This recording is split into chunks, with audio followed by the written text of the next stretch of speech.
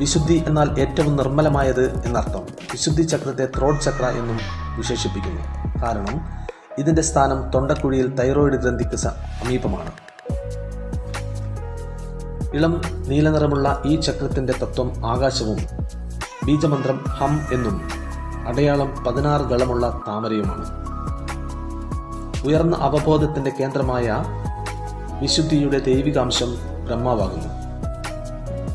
അപരിമേയമായ സന്തോഷത്തെയും സ്വാതന്ത്ര്യത്തെയും പ്രതിഫലിപ്പിക്കുന്ന ഈ കേന്ദ്രം എല്ലാത്തരം സർഗാത്മക കഴിവുകളുടെയും ഇരിപ്പിടമാകുന്നു. നല്ല ഭാഷാശുദ്ധിയും ഗാനാലാപന വൈദഗ്ധ്യവും ശ്രവണശേഷിയും ഇതിൻ്റെ ഗുണങ്ങളിൽ ചിലതാണ്.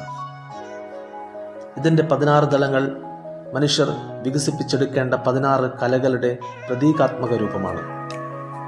ഇത് നമ്മുടെ ബോധത്തെ 5-ാം തത്വത്തിലേക്ക് ഉയർത്തുന്നു. ആകാശതത്വത്തിൽ മറ്റെല്ലാം ഉള്ളടങ്ങിയിരിക്കുന്നു.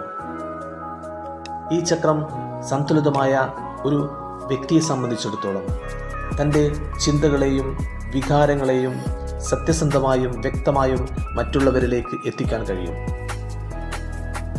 ഇത് നമ്മുടെ മനസ്സിനെയും ശരീരത്തെയും ആഴത്തിൽ ശുദ്ധീകരിക്കുന്നു. ഇതിൻ്റെ അസന്തുലിതമായ അവസ്ഥ വ്യക്തികളിൽ പലതരം ശാരീരിക, മാനസിക, വൈകാരിക തലങ്ങളിൽ സങ്കീർണതകൾ സൃഷ്ടിക്കുന്നു.